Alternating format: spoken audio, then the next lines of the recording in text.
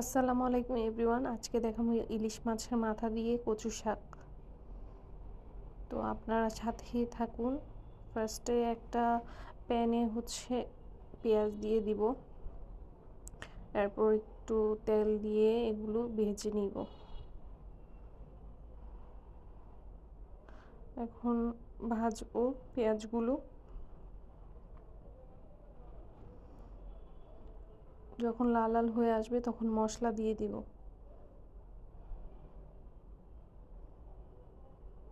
এখন ফার্স্টে রসুন বাটা। রসুনটাকে ভালো করে ভাজবো পেঁয়াজের সাথে,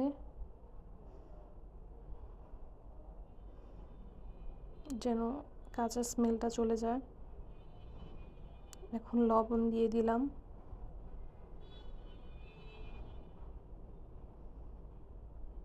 এখন দিব হালকা একটু জিরাটাকেও ভালোভাবে তেলের মধ্যে ভেজে নিব।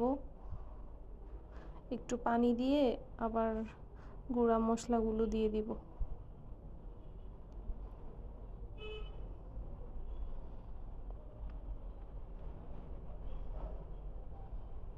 এখন ফার্স্টে একটু মরিচ গুঁড়ো দিব, তারপর ধনিয়া গুঁড়ো, আবার মরিচ দিয়ে দিব বেশি করে, যেন ঝাল হয়। ভালোভাবে কষিয়ে নিব তেলের সাথে।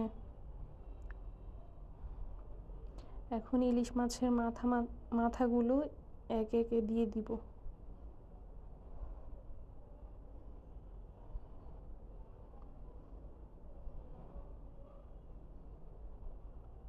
ভালো করে কষিয়ে নিব, এপাশ ওপাশ উল্টে নিব। এখন কষানোর জন্য পানি দিয়ে দিব।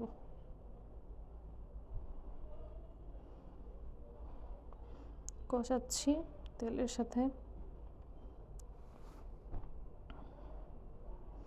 এখন আগে থেকে সিদ্ধ করে রাখা ফ্রিজের কচু শাকগুলো দিয়ে দিব।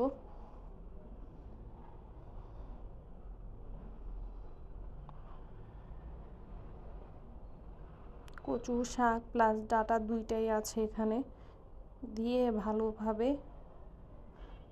মশলার সাথে মিশিয়ে নিব।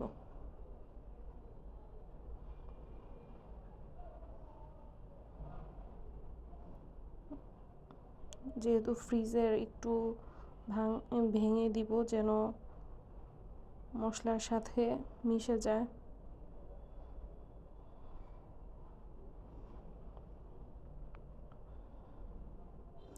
ভেজে তারপর পানি দিব যেন ভালোভাবে সিদ্ধ হয়ে যায়।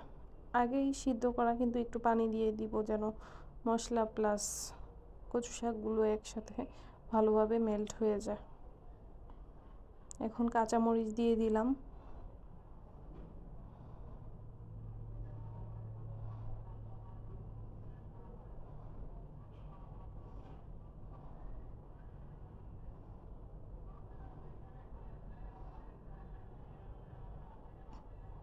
ভালো করে একসাথে ভাজছি। এখন পানি দিয়ে দিলাম। পানি দিয়ে ভালো করে